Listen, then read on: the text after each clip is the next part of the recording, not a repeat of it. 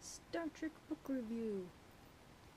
And I just moments ago, under the wire, since this is a very popular book it seems, I got this from the library using my Overdrive app again, and my local library managed to have The Physics of Star Trek by Lawrence M. Krauss, with the foreword by Stephen Hawking, which just makes it even that much more cooler. And this is a revised and updated version. I had to wait for this, and I guess it has to be pretty popular because somebody was reading it. I had to have a hold on it. Finally got it, and I got like a few days left. And I was hoping to renew it because I wasn't quite sure if I could finish it, but I can't do it because somebody else has a hold on it. So if you can grab this book, grab it because it's really hard to get a hold of. And I had heard about this forever ago, and probably have come across it. And there was even a television special that was, I don't think specifically on this. I think this was part of a greater whole. I think they were talking about how transporters would be a bit problematic. So now I've seen Lawrence Krauss on various documentaries since I watch far too more than what's probably normal for most people. So I know who he is. So I wasn't quite sure what to expect out of this book. If you like A Brief History of Time by Stephen Hawking, you will love this. There's more hard physics in here than there is explaining how the physics of Star Trek works, if that makes sense. This deals with like the reality of physics up to, front matter. When did this come out? Are you going to tell me? I don't see any date, so I'm not quite sure when exactly this came out, but it's up into Enterprise anyways, so it does cover, the science up to the latest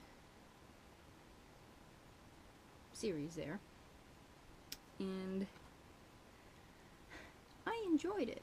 It kind of ebb and flows, where it's like highly scientific and then more lighthearted, more into the Star Trek world. And he makes some really good points about different sciences in Star Trek and how sometimes the writers got it right and sometimes built terminology that the scientists haven't even come up with yet. Like black holes, they kind of mentioned in the original series, but they called them dark stars, I think it was. So there's a very interesting interweaving of, Star Trek and physics. And it goes into quite a lot of detail of the transporter, the phaser, warp drive, and how it may or may not be possible. You want to find out? Get the book. I'm not spoiling for you here. But, and you kind of read it, and having read different physics books, I do know what he's talking about, even though the mathematics, but it's, you think about what he's talking about, and you kind of like, well, duh, of course that's not going to work. Newton figured that out hundreds of years ago. So, it's,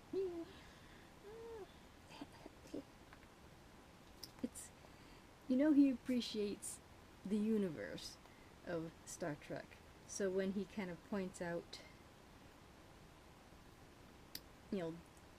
different flaws in the physics of the series, it's not like total bashing. It's like, it was a good try. And near the end he goes, well, it's almost self-feeding, where Trek feeds the physicist feeds Trek, where, okay, the physicists watch the show and say, well, that won't work, this is a huge problem, and then they discuss it as physicists over coffee or whatever, and then that kind of gives a challenge to like Michael Kuda and all the people that work on the show, more of a incentive to get it right, so they kind of challenge each other. I mean, even if you just look back casually, as far as the technology of the series, I mean, come on.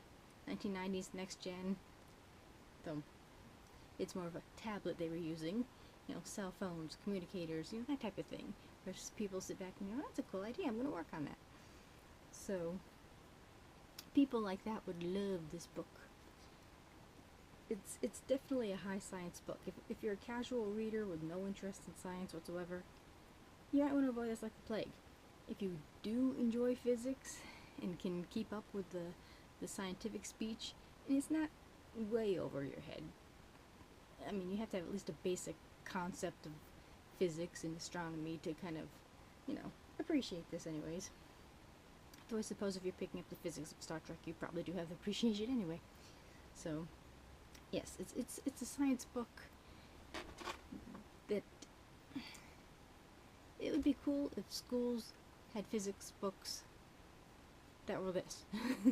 you could kind of relate to it in a couple of different ways. It's not just science book and they're just throwing numbers at you and it's just plain old science. It kind of grounds you more. So everybody knows Star Trek, everybody knows the characters, and everybody knows warp drive and the phasers and the photon torpedoes. Even if you're not like a fan, you have that basic concept.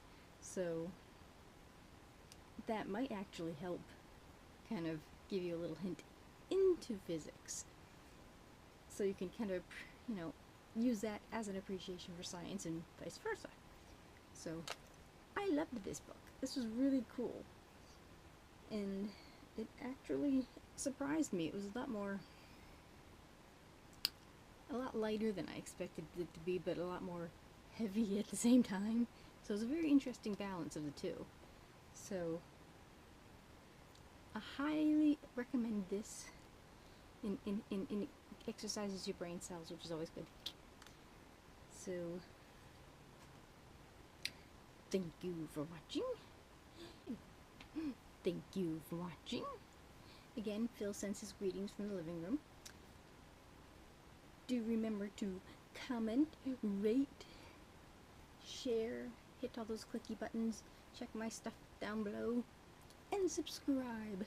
There's always room for one more at the Strange and Exotic.